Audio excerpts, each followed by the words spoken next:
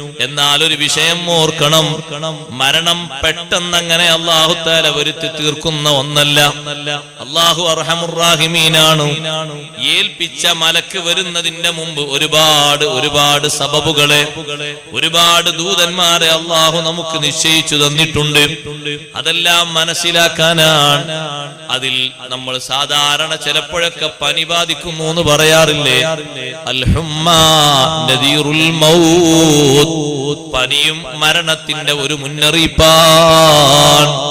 എപ്പോൾ പനി വന്നാലും സയ്യിദുനാ അബൂബക്കർ സിദ്ദീഖ് റളിയല്ലാഹു തആല അൻഹു മരണത്തെ ഓർത്തിരുന്നത് അവർക്ക് ആ തികഞ്ഞ ബോധം ഉള്ളത് കൊണ്ടാണ്. കുല്ലും ദിഇൻ മുസബ്ബഹുൻ ഫീ അഹ്ലിഹി വൽ മൗതു അദ്നാ മിൻ ശിറാകീന അലിഹി. ഓരോ മനുഷ്യനും രാവിലെ വൈകുന്നേരം ഇങ്ങനെ മാറി മാറി ഓരോ ദിവസവും എങ്ങനെ കഴിഞ്ഞു തുടങ്ങുന്നുണ്ട്. വൽ മൗതു അദ്നാ മിൻ ശിറാകീന അലിഹി, മരണം ചെരുപ്പിന്റെ വാറിനേക്കാൾ അവനോട് അടുത്തിരിക്കുന്നു. നോട്ടീസ് വാങ്ങി വേഗം കീശയിലിടാം, വേഗം കൊടുക്കണം. ഈ ചായ തന്നെ നമുക്ക് പ്രതികൂലമാണ്, എന്നാലും വേഗം കൊടുക്കും. ആരും ഉറങ്ങാതിരിക്കാതെ നിൽക്കാ, പിന്നെ എതിർക്കാത്ത പെട്ടെന്ന് കൊടുത്തിരിക്കണം. വാങ്ങി എട്ടെന്ന് കീശയിലിടാം. സംഭാവനക്കുള്ള നോട്ടീസ് ഒന്നും അല്ല, അതുകൊണ്ട് വേഗം കീശയിലിട്ടാ മതി.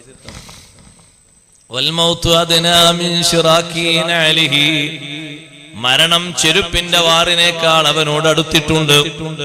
പനി ബാധിക്കുമ്പോൾ അബൂബക്കർ സിദ്ദീഖ് റളിയല്ലാഹു അൻഹു ഇങ്ങനെ പറഞ്ഞത്, ഓരോ രോഗം വരുമ്പോഴും മരണത്തെ ഓർക്കേണ്ടതുണ്ട്, വസിയ്യത്ത് ഓർക്കേണ്ടതുണ്ട്. ഏത് ചെറിയ രോഗം പിടിപെട്ടാലും വസിയ്യത്ത് പ്രത്യേകം നമ്മുടെ തലക്കാംഭാഗത്ത് തലക്കാമ്പുറത്ത് എഴുതി വെക്കണം.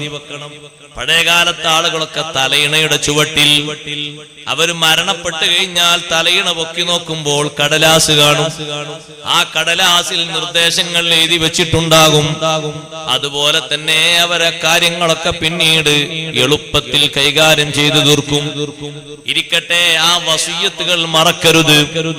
മരണം എപ്പോഴാണ് നമ്മെ സമീപിക്കാൻ വരുന്നതെന്ന് കൃത്യമായി പറയാൻ നമുക്ക് കഴിയില്ല. ബാപ്പ മരണപ്പെട്ടത് 70-ലാണ്, അപ്പൊ ഞാനൊരു 65 എന്ന് കണക്ക് കൂട്ടണ്ട. ഉപ്പ മരിച്ചത് 101-ലാണ്, എനിക്കൊരു 90 കിട്ടുമെന്ന് കണക്ക് കൂട്ടണ്ട. സുബ്ഹാനല്ലാഹ്, പ്രായമുള്ള ഉപ്പമാരെ രോഗികളായ മാതാവിനെയും പിതാവിനെയും ബാക്കി വെച്ച് ആരോഗ്യമുള്ള മക്കള് നടന്നു നീങ്ങിയിട്ടുണ്ട്. ഒരു രോഗവും ശരിക്ക് കണ്ടെത്താത്ത രൂപത്തിൽ ഒരു ചെറിയ ക്ഷീണം വന്നു, അവരെങ്ങനെ കിടന്നു, പിറ്റേന്ന് മരണപ്പെട്ടു. രോഗികളായ ബാപ്പയും ഉമ്മയും ഇന്നും ബാക്കി നിൽക്കുന്നുണ്ട്. അതുകൊണ്ട് ആ ഒരു കണക്കിലേക്കും സബബിലേക്കും പോകരുത്. മലക്കുൽ മൗത്തിനെയാണ് അല്ലാഹു ഏൽപ്പിച്ചിരിക്കുന്നത്. അതിനു മുമ്പ് ഒരുപാട് രോഗങ്ങൾ, വേദനകൾ, കുല്ലുഹാ ബരീദുൽ മൗത്ത്, ഹദീസിൽ കാണാം. രോഗങ്ങളും വേദനകളും അത് മരണത്തിന്റെ സന്ദേശവാഹകരാണ്. ബരീദുൽ മൗത്ത് വ റുസുലുൽ മൗത്ത്, മരണത്തിന്റെ ദൂതന്മാരാണ്. അവസാനത്തെ അവധി വന്നാൽ മലക്കുൽ മൗത്ത് അലൈഹിസ്സലാം വരും. അപ്പൊ പെട്ടെന്ന് എന്താ വന്നു എന്നുള്ളൊരു ചോദ്യം ഉണ്ടാകൂല. മലക്കുൽ മൗത്ത് പറയും, അയ്യുഹൽ അബ്ദു കം ഖബറുൻ ബഅദ ഖബർ, എത്ര വാർത്തകൾ കഴിഞ്ഞു പോയി നീ കേട്ടില്ലേ? വകം റസൂലുൻ ബഅദ റസൂൽ, എത്ര ദൂതന്മാര് മുന്നറിയിപ്പുമായി വന്നിട്ടുണ്ട്. പലരും മാറി മാറി വന്നിട്ടുണ്ട്. വകം ബരീദും ബഅദ ബരീദ്, എത്ര പോസ്റ്റ്മാൻമാർ നിന്നെ സമീപിച്ചിട്ടുണ്ട്. പലരും നിന്റെ രോഗം നോക്കിയിട്ട്, നിന്റെ ക്ഷീണം നോക്കിയിട്ട്, നിന്റെ അവസ്ഥ കണ്ടിട്ട് പല സന്ദേശങ്ങളും തന്നിട്ടുണ്ട്. ഞാൻ അവസാനം വന്ന ആളാണ്. ലൈസ ബഅദീ ഖബർ, എന്റെ ശേഷം ഇനി നിനക്കൊരു വിവരം വരാനില്ല. വാനർ റസൂലു ലൈസ ബഅദീ റസൂൽ, ഞാൻ അവസാനത്തെ സന്ദേശവാഹകനാണ്. എന്റെ ശേഷം നിനക്കൊരു സന്ദേശവാഹകൻ വരാനില്ല. അതുകൊണ്ട് അജിബ് റബ്ബക ത്വാഇയൻ ഔ മക്റൂഹാ, നീ നിന്റെ റബ്ബിന് ഉത്തരം ചെയ്യണം. നിന്നെ പിടിക്കാൻ വന്നതാണ്. ഒന്നുകിൽ നിർബന്ധിതനായി അല്ലെങ്കിൽ വിധേയപ്പെട്ടുകൊണ്ട്, രണ്ടാലോ രൂപത്തിൽ. ആത്മാവിനെ പിടിച്ചു കഴിഞ്ഞാൽ വീട്ടുകാര് കരയും. കരയുമ്പോ മലക്കുൽ മൗത്ത് അലൈഹിസ്സലാം അവിടെ നിന്ന് ചോദിക്കുന്നുണ്ട്, അലാമൻ തസ്റഹൂന വഅലാമൻ തബ്കൂൻ. ആരമേല്ല നിങ്ങൾ ഒച്ച വെക്കുന്നത്, ആരപേരിലാ നിങ്ങൾ കരയുന്നത്. ഫവല്ലാഹി മാ ളലംതു ലഹു അജലാ. നിശ്ചയിച്ച അവധിയിൽ നിന്ന് ഒരു ചെറിയ സെക്കൻഡ് പോലും ഞാൻ ചുരുക്കിയിട്ടില്ലല്ലോ. വലാ അകൽതു ലഹു റിസ്ഖാ. ഭക്ഷിക്കേണ്ട ഭക്ഷണം ഞാൻ കുറച്ചിട്ടില്ലല്ലോ. റബ്ബല്ലേ വിളിച്ചത്. അതുകൊണ്ട് കരയുന്നവരൊക്കെ സ്വന്തം ശരീരത്തിന്റെ മേൽ കരഞ്ഞോളൂ. ഫല്യുബ്കിൽ ബാക്കി അലാ നഫ്സിഹി. നിങ്ങൾ മരിച്ച ആൾ ആലോചിച്ച് കരയുന്നതിനേക്കാളും ഭേദം നിങ്ങൾക്കും ഒരു മരണം വരാനുണ്ടല്ലോ എന്ന് ആലോചിച്ച് കരയലാണ് ബുദ്ധി. ഫൈനലി ഫീകും ഔദാത്. പലപ്പോഴും നിങ്ങൾ എനിക്ക് സന്ദർശിക്കാനുണ്ട്. ഒരിക്കലല്ല, ഒരു ദിവസം ഒരുപാട് നേരം സന്ദർശിക്കും. ഇമാം ഖുർത്തുബി തങ്ങൾ തദ്കിറയിൽ രേഖപ്പെടുത്തിയത് കാണാം. ഓരോ വീട്ടുമുറ്റത്തും ഒരു ദിവസം 70 പ്രാവശ്യം മലക്കുൽ മൗത്ത് അസ്രായീൽ അലൈഹിസ്സലാം വീട്ടുകാരെ എത്തി നോക്കി പോകുന്നുണ്ട്. ഇന്നത്തെ ഈ മെമ്പർമാരിൽ ആരെങ്കിലും ഉണ്ടോ? ഇന്നിവിടെ ആരെങ്കിലും ഉണ്ടോ? ഇന്ന് എനിക്ക് നിശ്ചയിക്കപ്പെട്ടവരാരെങ്കിലും ഉണ്ടോ? എത്തി നോക്കി പോകുന്നുണ്ട്. അതാണ് ഈ ഹദീസിലും പറയുന്നത്, ഫൈനലി ഫീകും ഔദാത്. എനിക്കൊരുപാട് നിങ്ങളെ സന്ദർശിക്കാനുണ്ട്. ഞാൻ നിങ്ങളെ സന്ദർശനം ഒരു നിലക്കും കുറക്കൂല, ഒരു നിലക്കും മാറ്റൂല. ഈ ഹദീസ് പറഞ്ഞിട്ട് ഹബീബ് റസൂലുള്ളാഹി സ്വല്ലല്ലാഹു അലൈഹി വസല്ലം പറയാണ്, ലൗ റഔ മകാനഹു. ജനങ്ങൾ കാണാത്തത് കൊണ്ടല്ലേ, അസ്രായീലിന്റെ സ്ഥാനം അവർ കണ്ടിരുന്നെങ്കിൽ, വസമിഉ കലാമഹു, അസ്രായീലിന്റെ സംസാരം അവർ കേട്ടിരുന്നെങ്കിൽ, ലദഹലു അൻ മയ്യിതിഹിം. അല്ലാഹു കേൾപ്പിക്കാതിരുന്നതാ. ഈ മയ്യിത്തിന്റെ വിഷയത്തിൽ പിന്നെ അവർക്ക് ശ്രദ്ധ ഉണ്ടാകൂല. അസ്രായീൽ അലൈഹിസ്സലാത്തു വസ്സലാം പറയുന്ന കലാമ് അവർ കേൾക്കുകയും അസ്രായീൽ അലൈഹിസ്സലാത്തു വസ്സലാം നിൽക്കുന്ന സ്ഥാനം അവർ കാണുകയും ചെയ്തിരുന്നെങ്കിൽ, ലദഹലു അൻ മയ്യിതിഹിം വലബഖു വല അൻഫുസിഹിം. സ്വന്തത്തെ ചിന്തിച്ചുകൊണ്ട് അവർ കരയും. മരിച്ചാൽ ആളുകളൊക്കെ കരയും. മരിച്ചു പോയവർക്ക് വേണ്ടി കരയുന്നതിനേക്കാളും ഭേദം മരിക്കാനുള്ള നമ്മൾ ആലോചിച്ച് നമ്മൾ കരയലാണ്. നാളെ പിറ്റേന്നാണ് റബ്ബേ ഞാൻ പോകുന്നതെങ്കിൽ ഞാൻ എന്തൊരുക്കിയിട്ടുണ്ട്, ഞാൻ എന്ത് തയ്യാറാക്കിയിട്ടുണ്ട്. മുന്നറിയിപ്പുകാര് ഒരുപാട് നമുക്ക് വന്നു കഴിഞ്ഞിട്ടുണ്ട്. ഇനി ഏൽപ്പിക്കപ്പെട്ട മലക്കാണ് വരാനിരിക്കുന്നത്. നബിയുല്ലാഹി ദാവൂദ് അലൈഹിസ്സലാം. ദാവൂദ് അലൈഹിസ്സലാമിന്റെ അടുക്കൽ അസ്രായീൽ അലൈഹിസ്സലാത്തു വസ്സലാം വന്നപ്പോ എന്തിനാ പെട്ടെന്ന് വന്നത്? റൂഹ് പിടിക്കാനാണോ? അതെ, റൂഹ് പിടിക്കാനാണ്. ഒരു സന്ദേശം ഒന്നും നേരത്തെ തരാതെയാണോ വന്നത്? അല്ല, തന്നിട്ടുണ്ട്. ചോദിച്ചു, ഐന ജാറുക, നിങ്ങളെ അയൽക്കാരനെവിടെ? നിങ്ങളെ കൂടെ നടന്നിരുന്ന കൂട്ടുകാരനെവിടെ? ഒരേ ബെഞ്ചിലിരുന്ന് നമ്മളോടൊപ്പം പഠിച്ചവർ എല്ലാവരും ഉണ്ടോ? ഒരേ സീറ്റിലിരുന്ന് ഭക്ഷണം കഴിച്ചിരുന്നവരെല്ലാവരും ഉണ്ടോ? ഉമ്മമാരെ, ശരിക്കും നമ്മൾ ചിന്തിച്ചു നോക്കുമ്പോ 1ാം ക്ലാസ്സിലും 2ാം ക്ലാസ്സിലും പഠിച്ച സഹപാഠികൾ മുഴുവൻ പേരുമുണ്ടോ? ഇല്ലല്ലോ. പലരും പിരിഞ്ഞു പോയില്ലേ? അതൊക്കെ അല്ലാഹു നമുക്ക് നൽകിയ മുന്നറിയിപ്പുകളാണ്. എന്തിന്? നമ്മളൊന്ന് ഒരുങ്ങാൻ, മരണത്തിന് വേണ്ടി തയ്യാറാകാൻ. അല്ലാഹു നമ്മുടെ മരണരംഗം നമുക്ക് സലാമത്ത് നൽകട്ടെ. മരിക്കുമ്പോൾ ഏറ്റവും നല്ല സലാമത്ത് ലഭിക്കാനുള്ള കാര്യങ്ങളിലൊക്കെ നാം മുഴുകണം.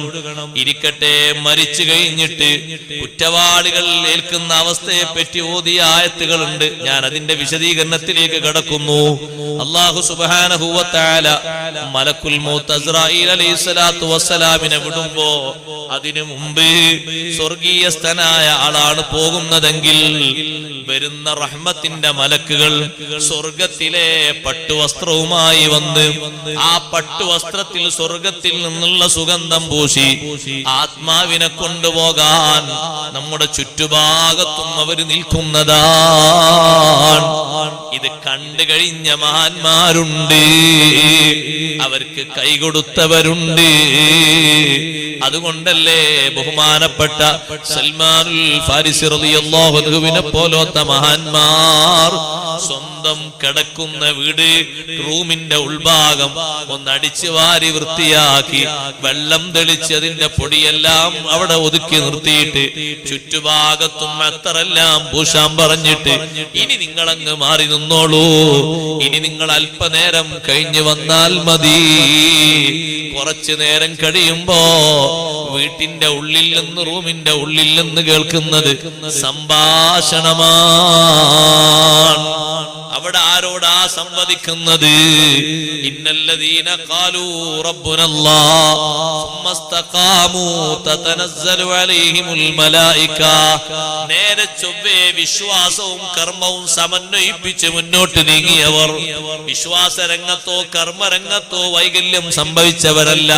റബ്ബുനല്ലാഹു സുമ്മ ഇസ്തഖാമൂ, റബ്ബ് അല്ലാഹു ആണെന്നും അല്ലാഹ് വിശ്വസിക്കാൻ പറഞ്ഞ സകലും വിശ്വസിച്ച് ഇസ്തിഖാമത്തിലായി മുന്നോട്ട് നീങ്ങിയ ആളുകൾ തതനസ്സലു അലൈഹിമുൽ മലായിക, അവരുടെ സമീപത്തേക്ക് മലക്കുകൾ ഇറങ്ങി വരും. ഇമാം അബൂ സഊദ് റഹ്മത്തുള്ളാഹി അലൈഹി ഈ തഫ്സീർ വിശദീകരിച്ചപ്പോ മരണത്തിന്റെ നേരത്താണോ അല്ല ബഅസിന്റെ നേരത്താണോ ഖബറിൽ വരുന്നതാണോ അഭിപ്രായങ്ങളൊക്കെ രേഖപ്പെടുത്തിയിട്ട് മഹാനവർകൾ പറഞ്ഞു, ഏറ്റവും നല്ലത് എല്ലാ ഘട്ടങ്ങളിലും വരുമെന്ന് വെക്കലാണ്. മരിക്കുമ്പോൾ മാത്രമല്ല, ഖബറിലേക്ക് പോകുമ്പോൾ മാത്രമല്ല, ഖബറിലെത്തിയാൽ മാത്രമല്ല, എല്ലാ ഘട്ടങ്ങളിലും മലക്കുകൾ വന്ന് സന്തോഷം പറയുന്നത് അല്ലാ തഖാഫൂ വലാ തഹ്സനൂ വഅബ്ശിറൂ ബിൽ ജന്നത്തില്ലതി കുൻതും തൂഅദൂൻ. ഒന്നും ഭയക്കേണ്ടതില്ല. എന്ത് ഭയപ്പെടാൻ? ഇനി വരുന്ന ഖബറിനെ കുറിച്ച്, അതിനുശേഷം വരുന്ന പുനർജീവിതത്തെ കുറിച്ച്, ശേഷം വരുന്ന പരലോക ജീവിതത്തെ കുറിച്ച് ഒന്നും പേടിക്കേണ്ടതില്ല. വലാ തഹ്സനൂ, ഒരു 60 കൊല്ലം ദുനിയാവിൽ കഴിഞ്ഞില്ലേ, ഒരു 40 കൊല്ലം കഴിഞ്ഞില്ലേ, അതിന്റെ പേരിൽ ഒരു ദുഃഖവും വേണ്ട.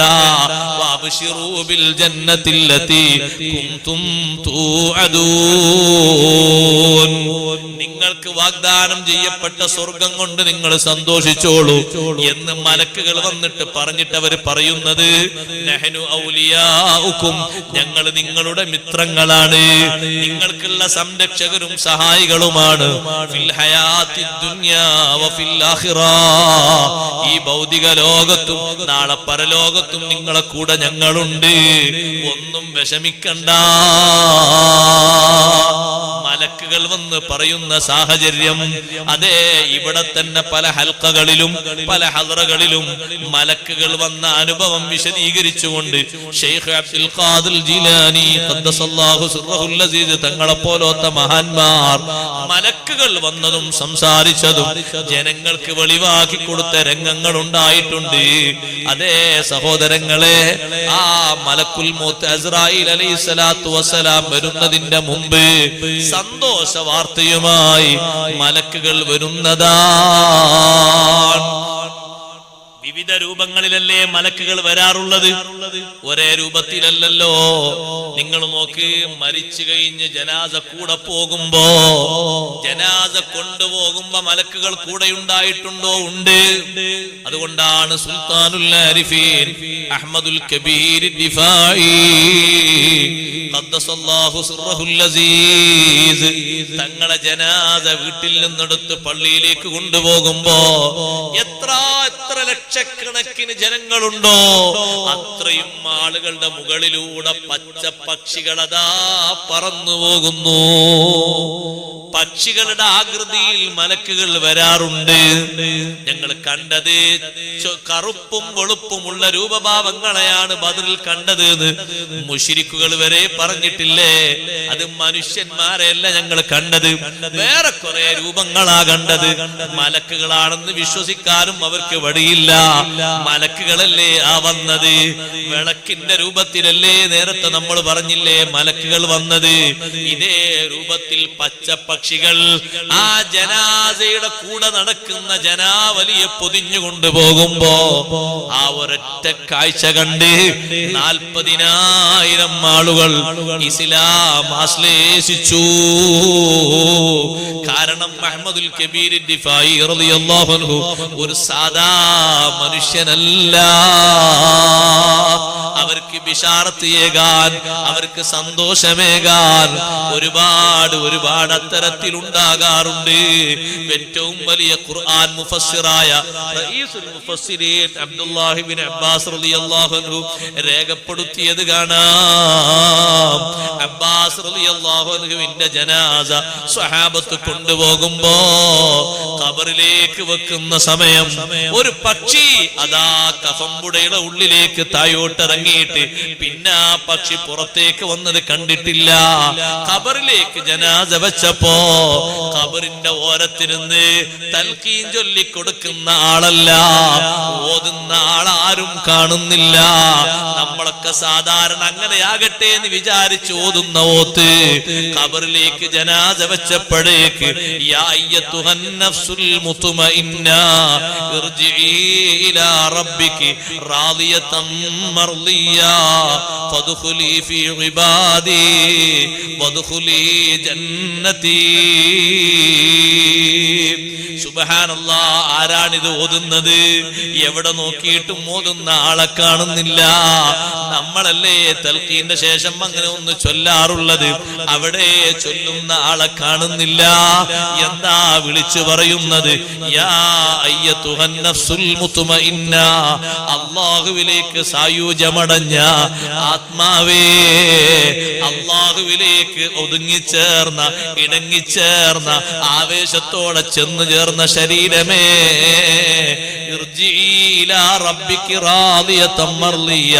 നിന്റെ രക്ഷിതാവിലേക്ക് നീ മടങ്ങുക.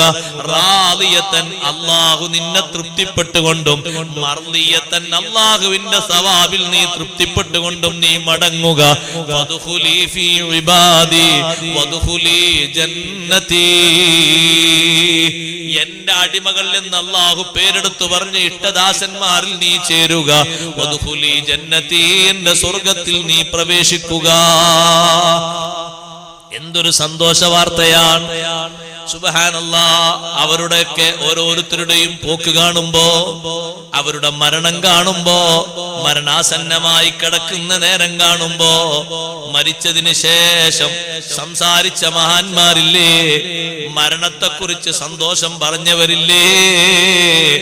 റബീഉ ഇബ്നു ഖിറാശ് റളിയല്ലാഹു അൻഹു കേട്ടിട്ടില്ലേ?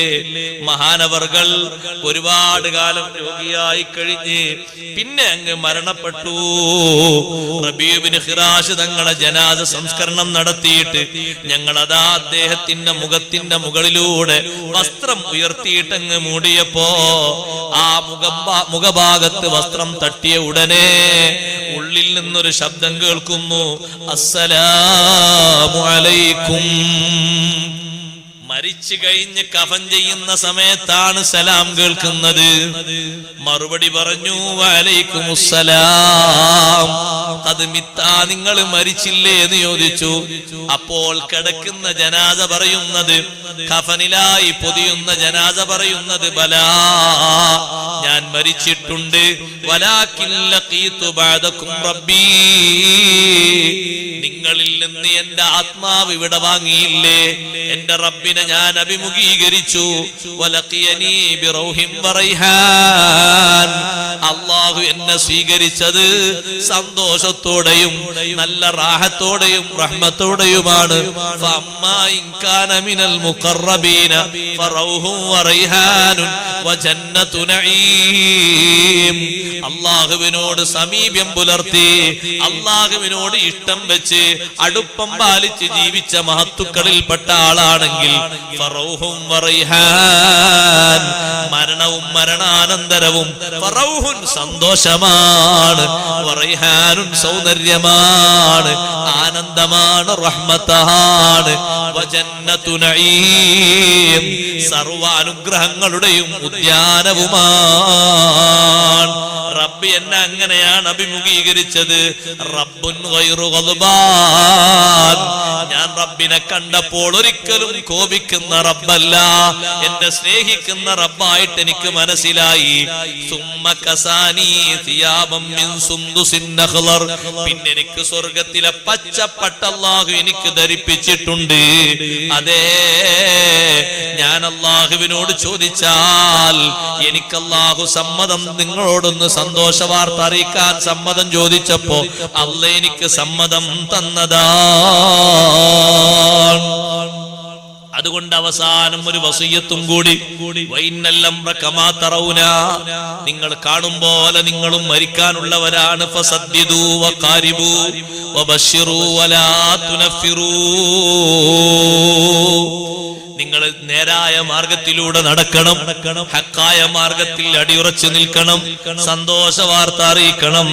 ഇതങ്ങ് പറഞ്ഞപ്പോ കാനത്ത് കഹസ്വാത്തിൻ വഖഅത് ഫീമാ, വെള്ളത്തിലേക്ക് ഒരുപാട് കല്ലുകൾ ഒരുമിച്ച് വെള്ളത്തിലേക്ക് ഇട്ടതുപോലെ ഞങ്ങളൊക്കെ ശാന്തമായിട്ട് ആ കല്ലുകളൊക്കെ വെള്ളത്തിൽ പോയി നിന്നിട്ട് ഒരു ശബ്ദം അടങ്ങിയതുപോലെ ജനാസ തജ്ഹീസ് ചെയ്യുന്ന സമയത്താണ് റബീഉ ബിൻ ഖിറാശ് റളിയല്ലാഹു അൻഹുവിന്റെ ഈ സംസാരം കേൾക്കുന്നത്.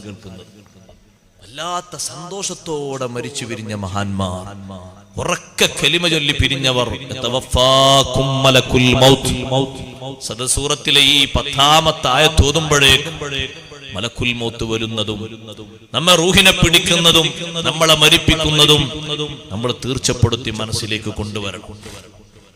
അല്ലാഹു നമ്മളെ ഏൽപ്പിച്ച മലക്കുൽ മൗത്ത് സമയം കാത്തിരിക്കുകയാണ്. ഒരു സെക്കൻഡ് പോലും സമയമായി കഴിഞ്ഞാൽ ഇളവ് തരില്ല, വിട്ടുവീഴ്ച തരില്ല. പക്ഷെ ആ പോകുന്ന പോക്ക് സന്തോഷത്തോടെ പോകണം. ജീവിതകാലത്ത് എന്റെ അവസ്ഥ അറിഞ്ഞ ശേഷമേ ഞാൻ ചിരിക്കൂ എന്ന് വലിയ വലിയ സന്തോഷത്തോടെ പറഞ്ഞ മഹാനാണ് ബഹുമാനപ്പെട്ട ഹാരിസുൽ ഖുസി റളിയല്ലാഹു അൻഹു. മഹാനവർകൾ പറയുന്നു, റബീഉ ബിൻ ഖിറാശ് റളിയല്ലാഹു അൻഹു, ഇപ്പൊ നമ്മൾ പറഞ്ഞില്ലേ, ആ റബീഉ ബിൻ ഖിറാശ് റളിയല്ലാഹു അൻഹു തീരെ ചിരിക്കാറില്ല.